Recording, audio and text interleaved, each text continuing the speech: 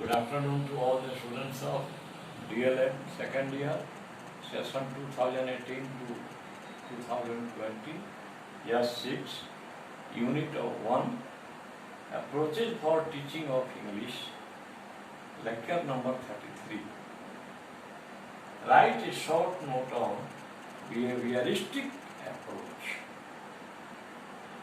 This is the question on which we have to talk together. The term behavioristic approach means रचनात्मक उपागम इन हिंदी। हिंदी में इसको कहते हैं रचनात्मक उपागम। आपको यह अप्रोच हिंदी में भी पढ़ना है और अंग्रेजी में भी पढ़ना है, इसलिए दोनों में काम आ सकता है। Answer. This approach views learning as a mechanical process without any cognitive involvement. यह अप्रोच ज्ञान को एक मशीनीकृत प्रक्रिया के रूप में देखता है, जिसमें कोई संज्ञानात्मक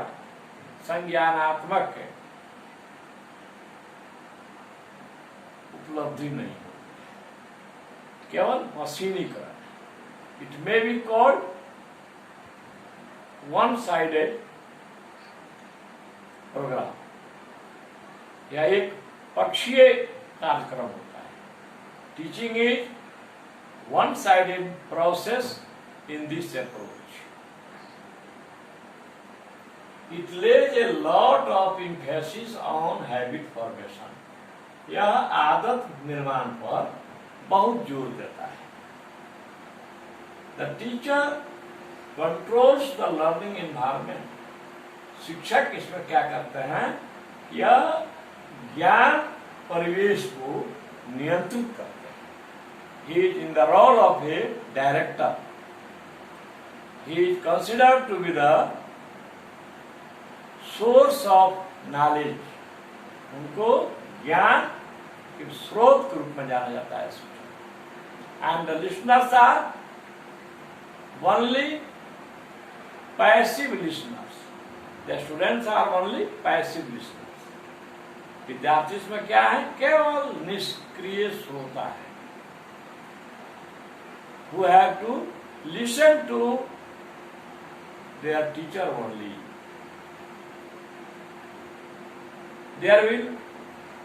There will be no communication of feelings, thoughts between the teacher and the students.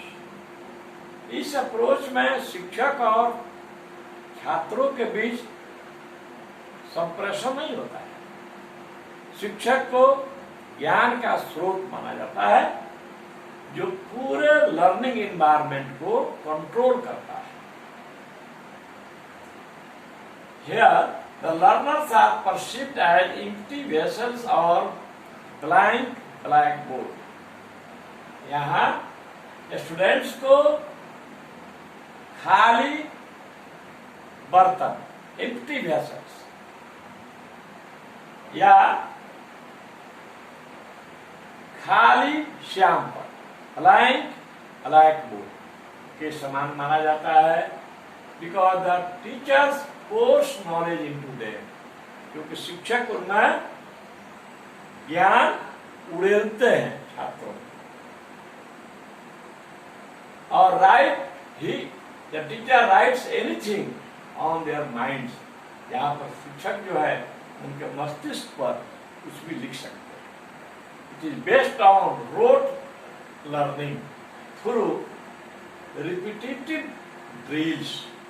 यह रटन प्रणाली पर आधारित है, बार बार पुनरावृत्ति ड्रिल्स के माध्यम से। इन this approach there is very little room for problem solving. इस अप्रोच में प्रॉब्लम सॉल्विंग के लिए, समस्या समाधान के लिए बहुत न के बराबर जगह है। दो it can work in junior section like standard 1 and standard 2, class 1 और 2 के लिए यह चल सकता है, काम कर सकता है। For training the tongues of learners, क्योंकि इसमें जो है बच्चों की जिह्वा को प्रशिक्षित किया जाता है। कैसे? To the sounds and rhymes of English, English का साउंड्स और राइम्स सीखा। It is not suitable in modern age, so it is not suitable in modern age, इसलिए यह आज के युग में उपयुक्त नहीं।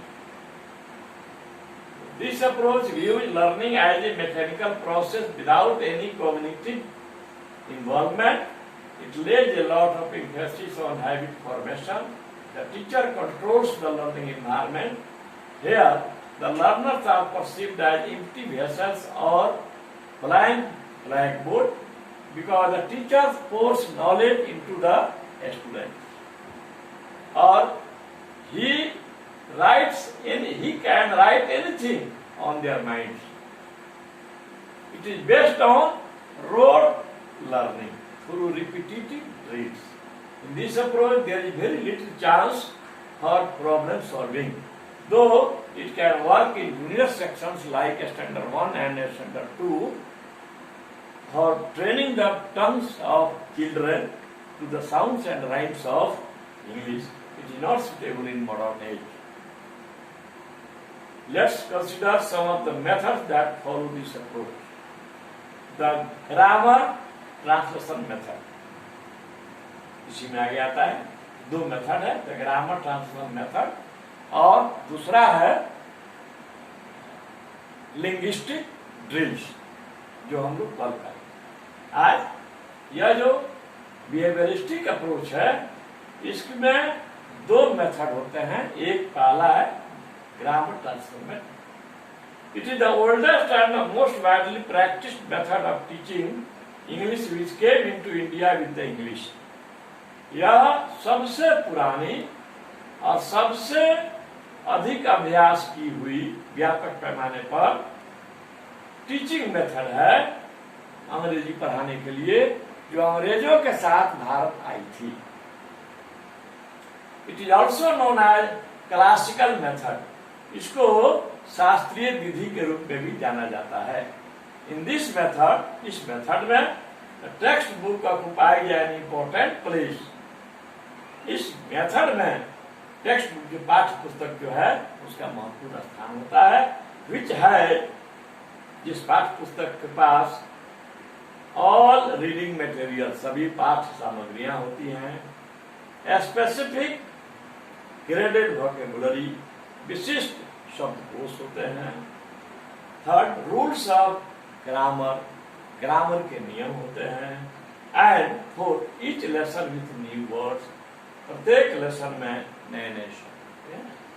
The teacher makes the meaning of new words and sentences, शिक्षक जो है वह प्रत्येक शब्दों और वाक्यों का अर्थ बताता है। And he reads out line by line of the topic and translate those sentences into their mother tongues. छात्रों की मातृभाषा में अंग्रेजी से अनुवाद करते हैं। He points out the grammatical rules side by side, समय समय पर वह ग्रामर का जो रूल है उसको भी बताते हैं। This method has the following characteristics, इस मेथड की निम्नलिखित विशेषताएं होती हैं। पहला, the unit of teaching is word, शिक्षण की इकाई शब्द है। दूसरा, अदर टंग डोमिनेट्स हियर, यहाँ पर मातृभाषाओं की बहुलता होती है। तीसरा, टीचर्स एक्सप्लेन ग्रामेटिकल रूल्स, शिक्षक लोग ग्रामर का रूल बताते हैं। Now merits of this approach, merits of this method. It has been used for a long time. इसका प्रयोग दीर्घकाल से होता आ रहा है। It is economical, या आर्थिक है, because it saves time, क्योंकि इसमें समय की बचत होती है। It enhances the students' vocabulary, या छात्रों के शब्दकोश में वृद्धि करता है। It helps the students in learning better and clear understanding, या छात्रों को अच्छी और स्पष्ट समझ के लिए मदद करता है। This method try to establish a bridge between new ideas and old ideas. New ideas है फॉरेन फिजियोलॉजी, ओल्ड आइडिया है मदर टंग, ये दोनों के बीच में एक सेतु का काम करता है ना। It try to establish a bridge between new ideas and old ideas. Number 5, it follow the maxim from known to known. यह शिक्षण सूत्र का अनुगमन करता है जिसमें है ज्ञात से ज्ञात की ओर चलना है, ज्ञात से ज्ञात की ओर। छठा है 6, it develops the arts of translation in student. यह बच्चों में अनुवाद करने की कला का विकास करता है। It can be easily used in over crowded classes. इस विधि का प्रयोग जहाँ पर बच्चों की संख्या ज्यादा है जिस वर्ग में वहां पर किया सकता है। Now about demerits, it is against the maxima from whole to part. यह संपूर्ण से अंश की जो सूत्र है उसका विरोधी है। Next, it neglects silent reading, model reading, imitation reading and rapid reading. यह जो है मौन वाचन, मॉडल आदर्श वाचन, अनुकरण वाचन और द्रुत वाचन का की उपेक्षा करता है। तीसरा है it right to teach English by rules and not by use. यह रूल्स को रटने पर जोर देता है, उनके यूज पर नहीं। नेक्स्ट है it is dull and uninteresting method. यह बहुत भद्दा और अरोचक विधि है। Because the students are only passive listeners here, क्योंकि छात्र इसमें निष्क्रिय श्रोता है। They do nothing in learning, in teaching learning process. They have only to listen to what the teacher said. This method lays emphasis on rote method. यह रटन प्रणाली पर जोर देता है। There is very little chance of lively communication in the classroom. हर कक्ष में संप्रेषण की बहुत कम चांस होता है। Translation stops students from thinking freely. बच्चों को स्वतंत्र सोचने से अनुवाद जो है रुकता है। The ultimate aim of a student is to secure high marks in the exam.